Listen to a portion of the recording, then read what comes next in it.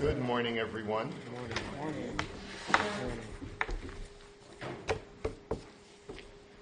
Okay, we have a handout for today. Please take one and pass it around. If anyone, does anyone need a copy of the first chapter? Here, let's pass this around. If anyone still needs a copy.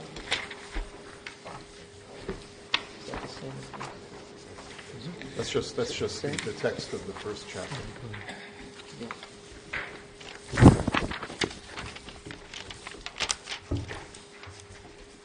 Okay, so we are now in the middle of the first chapter, first essay, chapter 1 of section 1 of the R Nevukhim, and we saw the first paragraph, and the first paragraph essentially told us, and this, by the way, if you wanted to get your bearings, it's on page 21 in the Pines edition. Okay? So, the Rambam had told us that he was going to define for us two words that appear at the very beginning of the Torah, Tzelem and Demut, image and likeness, which is the way that the Torah describes the way God created man. God created man in his Tzelem and in his Demut. And of course, this immediately raises flags for anyone who philosophically speculates about God, because God has no physical form. Ein lo demut haguf ve'eino guf, that God is non-corporeal. It's one of the most essential, as we mentioned, it is necessary to affirm a non-physical God in order to accept the unity of God. And for the Rambam, the unity of God is the most important principle that one can affirm about the Almighty. It sort of is definitional to God's essence. And so the question then, therefore, is, what does the Torah mean when it says that God created man in his image? And in the course of explaining this, we're now in the second paragraph at the bottom of the page. The Rambam first has to introduce us to a third word to tell us what image is not. And there's a third word that appears throughout Tanakh, which is the word to'ar. And there the Rambam is going to tell us that the word to'ar refers to someone's physical appearance. And we never find in describing Hashem that God has a to'ar, because that would completely go against the whole principle that God is non-physical, that God is incorporeal. So therefore, he starts off by saying, I say that in the Hebrew language, the proper term designating the form is well known among the multitude, namely that form which is the shape and configuration of a thing, which is to'ar. So he gives us an example. That Scripture says that Yosef haya, vayhi Yosef yifei to'ar v'ifei mar'eh. That Yosef, we know that famous story about the wife of Potiphar, that when he was a slave in Potiphar's house, the Torah describes Yosef as having beautiful to'ar and beautiful mar'eh. And this is a description of what he looks like, of the way he presents himself physically to the wife of Potiphar. And the Rambam gives other examples from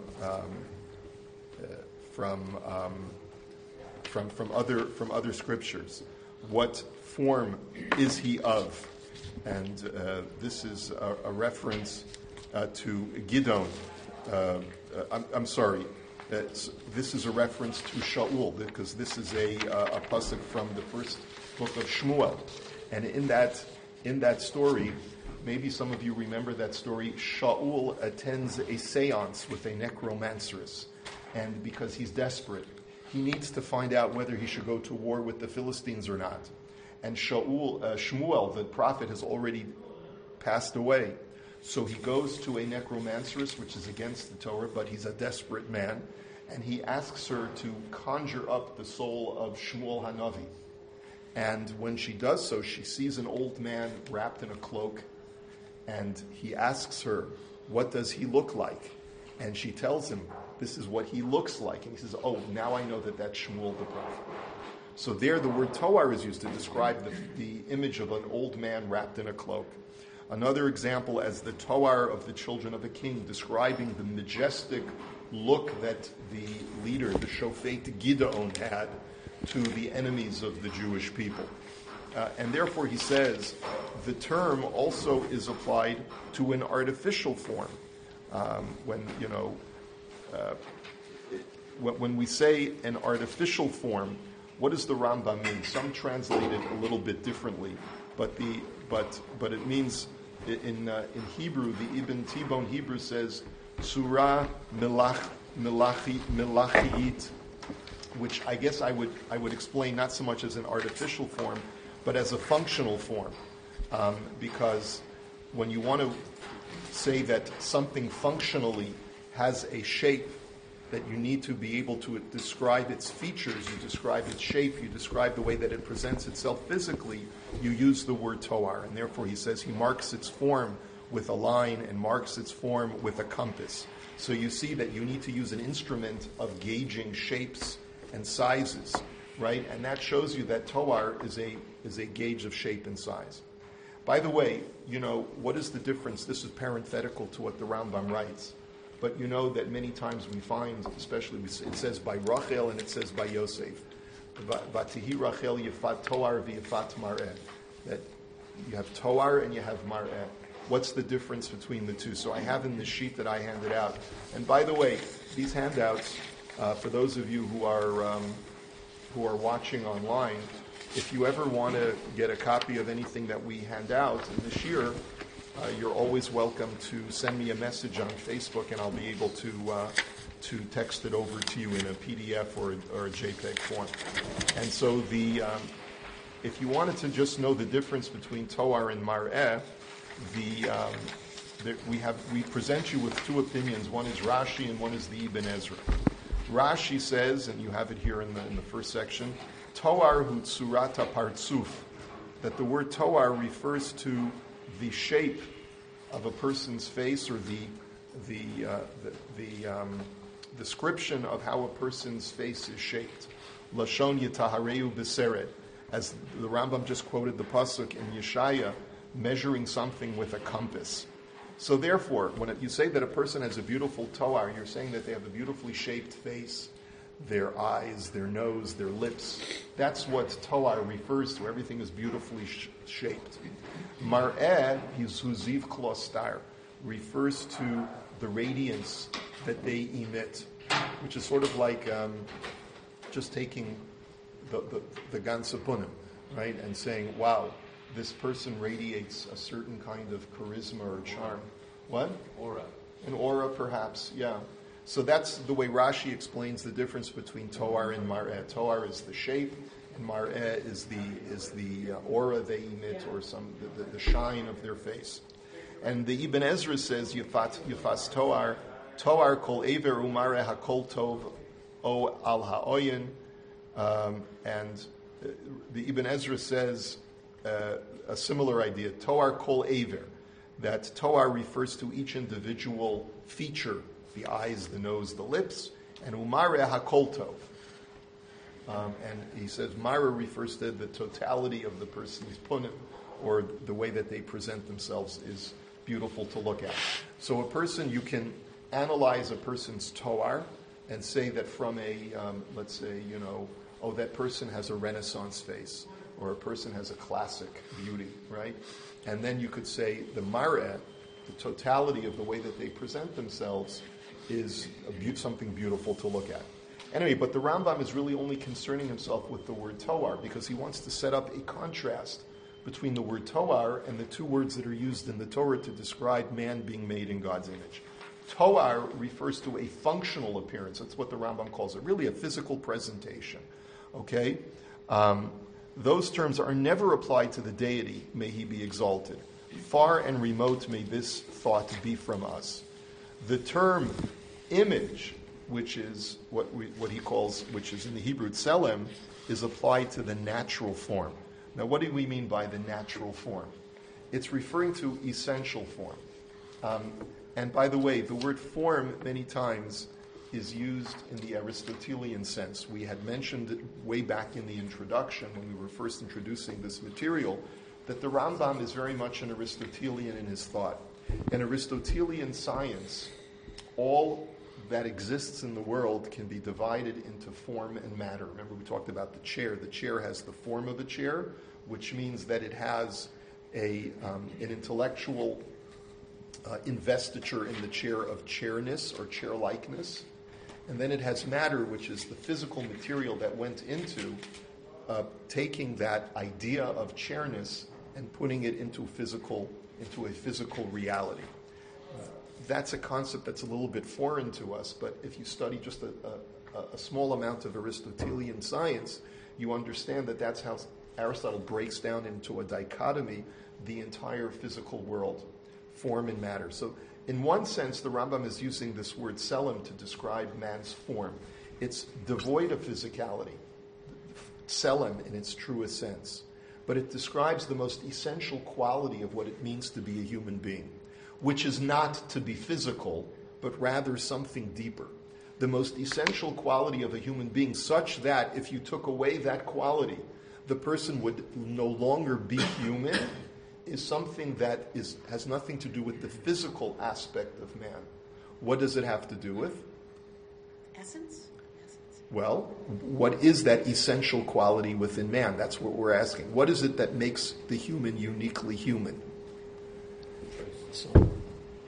Well, choice, which is sort of an extension of the larger category, which is intellect. Soul. Intellect. Well, soul is another way of describing intellect if you're an Aristotelian. But you're right. It is the intellect. It is the ability to think and to be self-aware and to be analytical about existence. No other creature in the world has the ability is endowed with that level of intellect. And so the thing that makes a human being uniquely human is their mind. It has nothing to do with their being physical, because we share physicality with the rest of the physical world, with animals, with inanimate objects, with plant life, and so forth.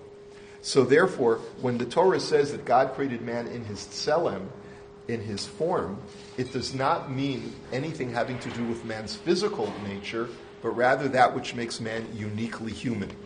And that's what he means by natural form, the thing that is essential to being human. I mean to the notion and virtue of which a thing is constituted as a substance and becomes what it is. It is the true reality of the thing insofar as the latter is that particular being. In man, that notion is that from which human apprehension derives. So I've basically simplified the language. Basically, what does it mean by human apprehension? The ability for a human being to think, the human intellect, is the thing that makes the human being uniquely human. It is on account of this intellectual apprehension that it is said of man, in the image of God he created he him. Right? Vayivra Elokim es Adam b'tzalmo, that God created man in his image. Tzelem Elokim bara oso, zachar nekeva bara osam, and it also says bidmus Elokim asa osam. We'll get to that in just a minute. For this reason also it is said, thou has contempt for their image. Now this pasuk, which is a pasuk from Tehillim, is a reference to is a reference to the wicked of the world. And what David HaMelech is referring to is that God, you have great contempt for the wicked, those who commit sins. For contempt has for its object the soul, which is the specific form, not the shape and configuration of the parts of the body. And as Kreskis points out, what this means is that for God to say that I have contempt for your Tzelem, what does that mean? It can't mean that God says, I have contempt for your big nose, I have contempt for your physical appearance. God doesn't have contempt for the way people look. God has contempt for their essence, for the thing that makes them essentially them. And that is their free choice, their ability to think. And a person who is sinful has used his intellect in sinful ways. And that is what God has contempt for. So this is another example of how Tzelem is used to describe the essential quality of the human being. I assert also that the reason why idols are called tzlamim. Now here's an interesting question. Why is it that another word for statues that are created in the form of man is called the Tzelem? Now, you could challenge the Rambam and say, oh, so you see the word Tzelem means the physical appearance of something, right? But he says no. In the fact that what was sought in them was the notion that was deemed to subsist in them and not their shape and configuration. So the Rambam's answer, he's going to hedge his bets on this challenge, because the word Tzelem, when it describes an idol, is a little bit problematic. So therefore, the Rambam writes, well, one answer as to why an idol is called a Tzelem is not because you're trying to replicate the physical appearance of a human being when you create a statue of Venus or of Apollo and so forth, but you're trying to capture the essential quality of the human being and impart it into an inanimate statue that's made of stone or wood. That's what you're trying to do, right? You're trying to take human qualities and imbue them within an inanimate statue when you create an idol. So therefore, the word Tzelem means an image of a human being that is superhuman but represents one of my gods. But it's not, I don't call it a Tzelem because it looks physically like a human being, but rather I want it to act with superhuman qualities that make it similar to some kind of deity. I assert similarly with regard to the scriptural expression, images of your emerods. Does anyone know what an emerod is? I didn't know what an emerod was, but in the ancient world, an emerod is the term that is used for what we now call a hemorrhoid. Or, as some scholars say, it's a reference to a tumor in general, a bodily tumor. Now, what do hemorrhoids have to do? I don't mean to make anyone squirm here, but what do hemorrhoids have to do with a passage that appears in Tanakh? So there's a famous story at the beginning of Sefer Shmuel that talks about the ark that was taken by the Philistines was captured. Okay, and what happened was God presented the Philistines with a great plague. And as a result, they needed to know what to do. So the wise men told them that we are all getting plagued by hemorrhoids or tumors. What should we do as a way of, we've obviously made the God of the Hebrews very upset by taking his ark. So what we have to do is we have to return the ark, plus we have to present the God of Israel with golden hemorrhoids. In other words, sculptures in the shape of hemorrhoids or tumors, 5 of each, and 5 golden flies, because also part of the pestilence that they had accumulated was a swarm of flies. And in order to get these plagues away from us, we have to take those very things that are plaguing us, make golden images of them, and present it to the Israelites, and give them back the ark. And then the plague will be stayed. So there the word tzelamim is used as well, the image of emerods, of hemorrhoids. So the question therefore is, there it's clearly, there's no essential feature of a hemorrhoid other than its morphology, right? Other than its shape. So how can the word Tzelem be referring to anything other than the physical shape? So this is a challenge to the Rambam's whole premise that the word Tzelem does not mean physical shape. So he says, for what was intended by them was the notion of warding off the harm caused by the emerods, and not the shape of the emerods. So there he says, the essential nature of a hemorrhoid is to cause you a lot of pain. And that's what they were saying. In other words, if we want to get the pain of the tzelem of the hemorrhoid is its pain that it presents, and if we want to get rid of it, we have to take something that will sort of represent the removal of that pain from us, transfer that into the gold statuette of the hemorrhoids, and present it to the Israelites. The Rambam is not so happy with that answer, so I'm going to tell you what he says now. I won't read the whole thing. He says, alternatively, I could give you a second answer. Here, uniquely in Sefer Shmuel, the word Tzelem does mean the physical shape of hemorrhoids, because that was the word Tzelem as it's used in the vernacular. In the truest sense of the word Tzelem, it means the essential nature of something. Sometimes, if people are conversing and they use the word Tzelem, they'll use it as a borrowed term. But they don't really mean Tzelem in the deeper way that we mean it when we describe God making man in his image, but rather in the vernacular, the way people refer to it on the street. And so just skip to the last few lines. That which was meant in the scriptural dictum, let us make man in our image, was the specific form which is intellectual apprehension, not the shape and configuration of man.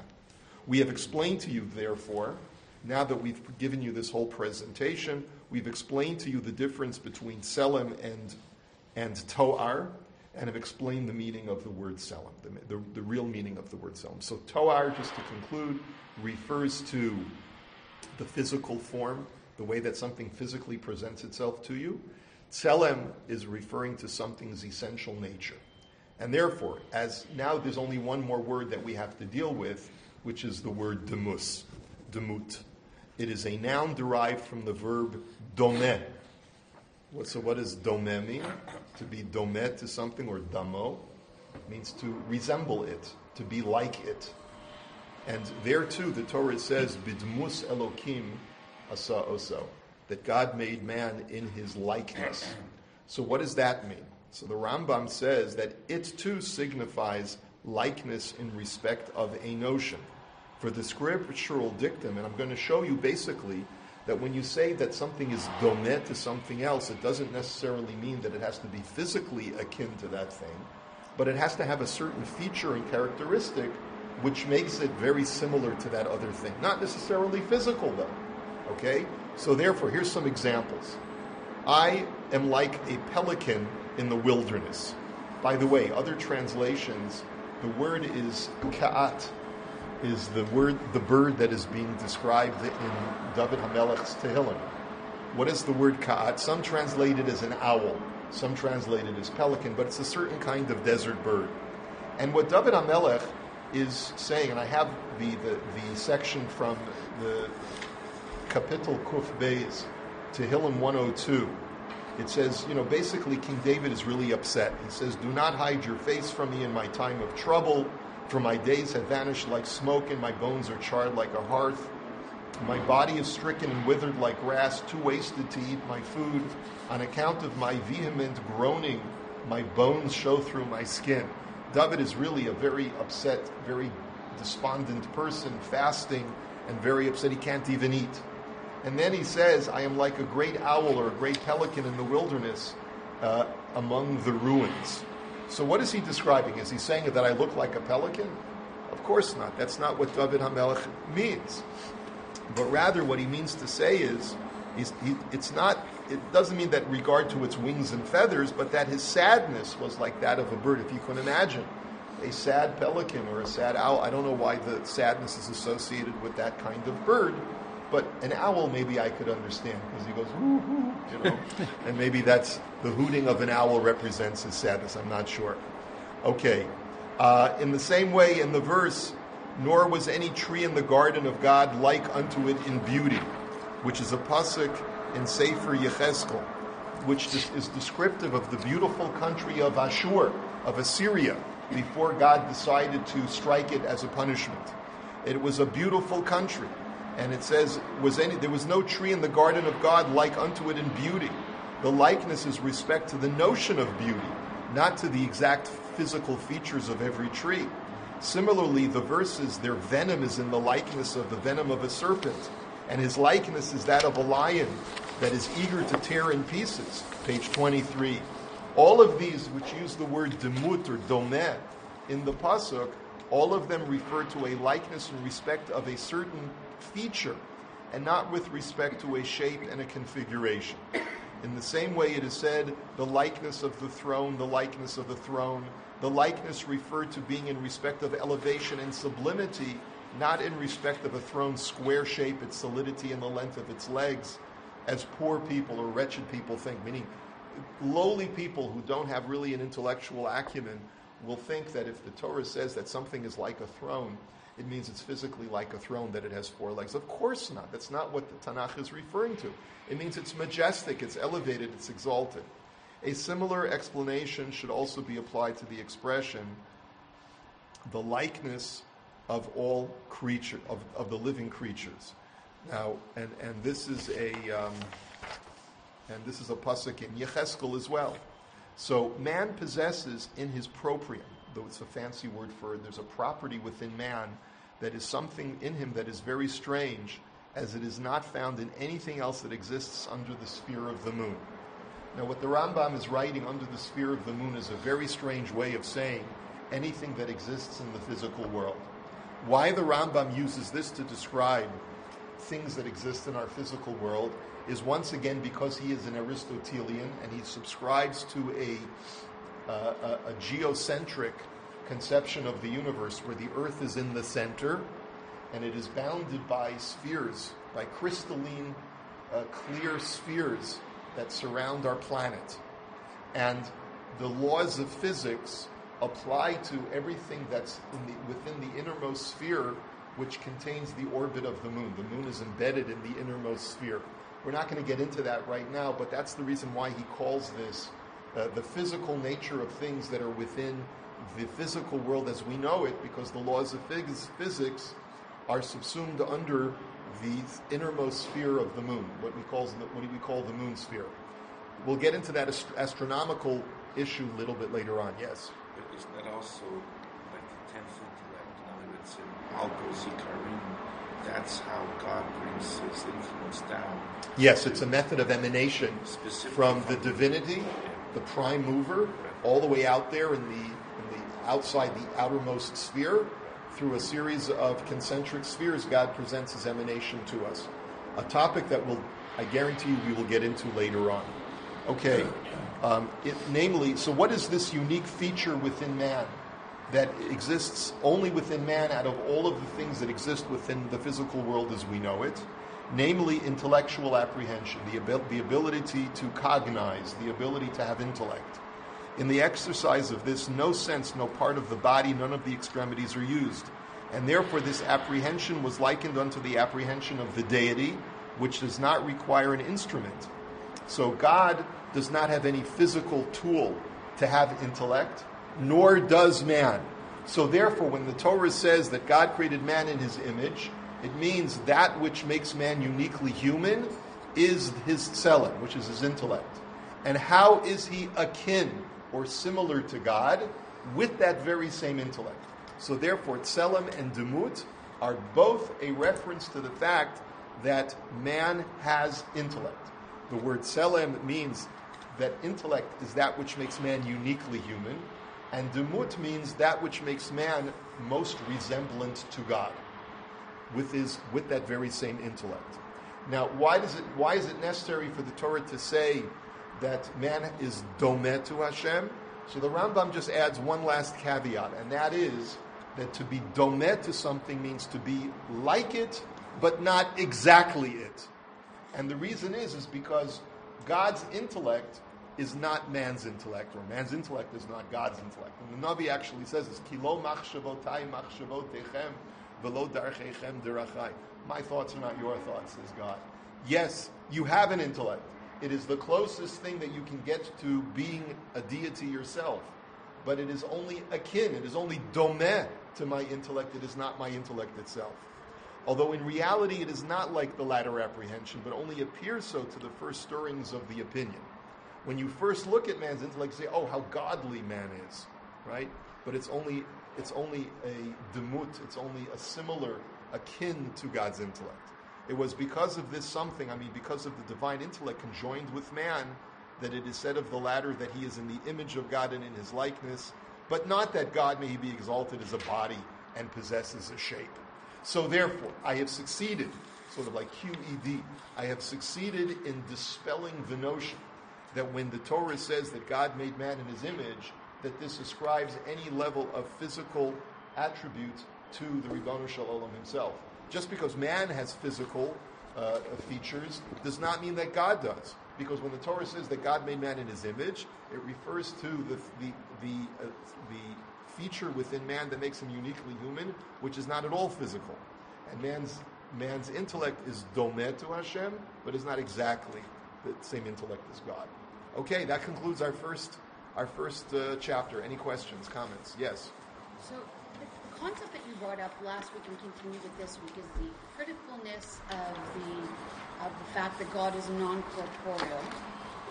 And we also understand from the Rambam Zikarim that the Torah that we have now is Torah that was given to Moshe Rabbeinu. Yes. And yet, from a couple of weeks ago, for instance, we have a pasuk it talks about Moshe Aaron and Nadav and Avihu and the Skinim, and it says, "V'yu'u et Elokei Yisrael v'tachat raglav k'ma'aseh libnat hasapir," etc. Very physical. Right. Right, You an know, image, seeing imagery of God described in physical very terms. physical. And this is the Torah that was given to a people who were surrounded in eras of idolatry. It just seems so dangerous to, it wasn't given to Western man in the year 2000 where the idea of God being physical, it's an anathema to us, I would say, that, but to them, God being physical, and then you get this pasuk, and this is the Torah that we're walking around with. How does it dispel idolatry? How does it bring to a person, to a Jew, to understand God is totally not physical when a pasuk like this is presented to us? Well, the fact is that we are faced with a text that does describe Hashem in physical terms. And the Rambam is the one who really has to make his case. If we had just the Chumash without any commentary to it, we would be very tempted to say that God has physical form. The Torah says that God took us out of Egypt b'yad chazaka u'vizro and tuyah. And there are people, even in the times of the Talmud, that take this literally, that God has a physical arm that he can use to pull us out of our situation. The Rambam is the innovator, not the Chumash. Right? It's the Rambam who comes several centuries after the Chumash and tells us it is necessary, based on philosophical principles that explain God in his truest essence, that he cannot be physical. Right? So we have to remember, put things in their chronological context. The Chumash comes many, many centuries before the Rambam or any other philosophical speculation about the nature of God. And with just the Chumash, God looks very physical to us and to the rest of the world. The Rambam says that that's a misreading. And my whole function is to tell you how to correctly read the text. There have been, throughout Jewish history, corporealists, people who did believe that God can have some aspect of corporeality, as we mentioned from the Midrash called Shiur Koma, which describes God in physical form. Okay, any other questions? Yes. Do you think that Rambam's understanding of Aristotelian philosophy was actually how he thought of it in terms of science, and he's trying to reconcile science with the Chumash? What is the science of the his word day? science does not come into existence until the Middle Ages. But did he view it the way we would view science? That Yes, was something philosophy that was necessary. Philosophy equals science. Yeah, the word philosophy in the ancient world contains both metaphysics and physics, as we've mentioned all along. What is physics? It's the description of that which exists in the physical world. That's a discipline within philosophy. Today, we call physics a branch of science. But in the Rambam's world, physics is a branch of philosophy. So philosophy is the defining all that is. So he saw it as truth. He saw his philosophy as truth, and he had to reconcile it with with the Torah. Exactly. Now, remember, we're going to get into more of the Rambam's contempt for the Kalamists, who are the apologists for Islam. He does not want to turn himself into an apologist. And so he's walking a very, very delicate line. I'm not here to fit a square peg into a circular hole, right? I can't do that. But I'm going to show you quite elegantly that there's no contradiction.